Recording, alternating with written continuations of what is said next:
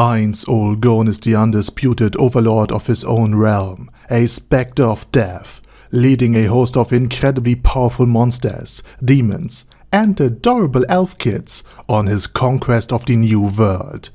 A story like this played out many times in many different fantasy series. So we are almost inclined to overlook a very big question. Why did Ainz Ooal Gown ordered the world to be conquered? Why are his armies subjugating and sometimes even eradicating entire nations, destroying or improving the lives of millions in the process? But before we're going to take a closer look at this, let me quickly thank my Patreons for supporting this channel, as well as all users of the YouTube thanks function for making one-time donations. Thanks, you're awesome. And with that said, let's answer the question. He didn't. I know this sounds kind of strange considering that Ainz Ooal Gown has literally partnered up with Demiurge in order to take over the Holy Kingdom in the 12th and 13th novel, which by the way will receive a movie that has yet to be released.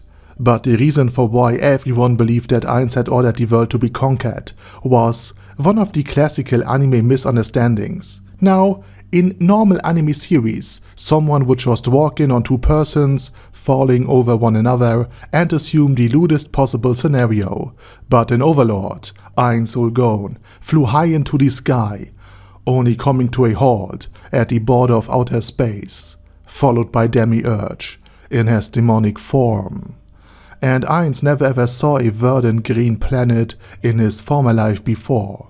Sure, he had the simulations of Yggdrasil online, but he could not smell the flowers or be fully immersed into this new world. So stepping outside without gas mask for likely the first time in his very life, and not being subjected to the toxic air and the bleak grey and oily landscape was quite astonishing. So therefore Ainz Ooal Gown was actually quite impressed, despite his body downplaying and limiting his emotional range quite extensively. And therefore he had to ascend into the night sky to get a better view.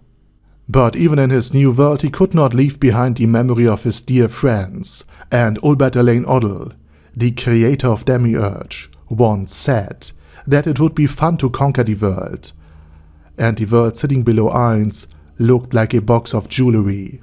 But Ainz, absently minded, voiced his very thoughts, and Demiurge, the creation of Overlord, listened to Ainz and understood these words that he was saying, like Ulbert would have. To Demiurge, Ainz has clearly and quite dignifyingly stated that he wished the world this box of jewelry is conquered, something everyone in the Great Tomb of Nazarick took as the absolute truth and as a literal order from Ainz Ooal Gown, hence why the entirety of the Great Tomb of Nazarick from now on would dedicate itself to conquering the new world. But Ainz Ooal Gown, throughout all of this, stayed completely oblivious to what his NPCs were doing. And this is something that makes far more sense if we take into account that Ainz did not know how to act as a leader and overlord, hence why he did not try to hold strategy meetings or war councils in order to avoid getting discovered as a fraud by Demiurge, Albedo, and the other NPCs. And the second reason for why Ainz Ooal Gown was not able to catch on what was happening is that Ainz, in his human life, he never had received much of a formal education. Even primary education was something his mother had worked herself to death for, and higher education was completely out of the question. And lastly, Ainz never was in a leadership role before, and therefore unable to catch on what was truly going on, since he could not interpret all of these signs and subtle hints throughout the story. Until, finally, the preparations were complete, and it was announced to the Great Tomb what Ainz Ooal Gown's grand plan, his master strategy, truly was. Something that only happened in Volume 7, when it was way too late to clear up the misunderstanding easily. Because if Ainz, after months and months of diligent operation and planning, had now announced that all of this was just a simple misunderstanding, he not only would have exposed that he is oblivious and not knowing what he is doing, if something so major was overlooked by him, but he would also ruin the many days of hard work of his NPCs. And Ainz, back in his human life, really hated when his own superiors, with a thoughtless gesture or impolite action, would ruin his own work and that of his colleagues. And since Ainz Ooal Gown was emotionally suppressed and cold towards the wider world, he never considered how much the new world would suffer under his conquest. For him, all that matters was the happiness of his NPCs, hence why Ainz did not clear up any of the misunderstandings after he became aware of them, and instead went along with the wishes of his children and that of his dear friends. And that's why Ainz, now despite knowing what is going on, and despite himself never having an interest in conquering the new world, now leads his conquest as the undead overlord Ainz Ooal Gown, leader of the supreme beings and the great tomb of Nezarec. And with that said, I say thank you very much for watching. Be sure to let me know your opinions and thoughts about this video down in the comment section.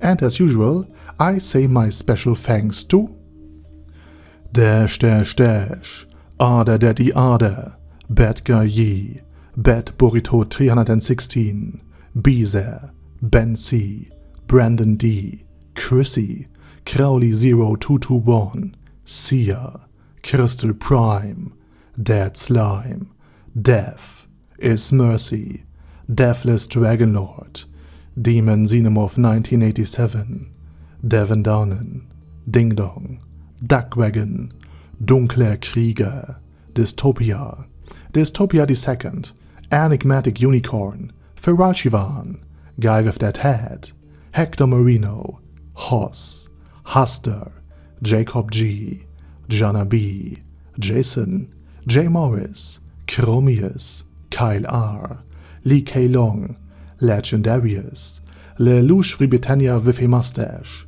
Lexus Fox, Lord Nishikian Rai, Lord Touch Me, Loverazor, Merovec, Mr. Shoes, Mr. Tweaker, Michael R, Michael Y, Nope, Oh Hell No, Normal Toad, O'Kill, Overlord General Gasper, Paddy Pantom, Personage, Primus 11, Rhinomere, Q&A Caracos P, Shergox's Daddy, Shadow Lightning Wolf, Shrine Keeper, Super Tier Magic Batista Bomb, Supreme Cheese, Staris, Ted, Texas Deer, The Orc Warboss, Rock Ed Smasher, T.E. Wang, Vash Hawkeye, Vegito 27, Venture Fanatic, Wilhelm, Zenukai, and Zonagon. Thanks guys.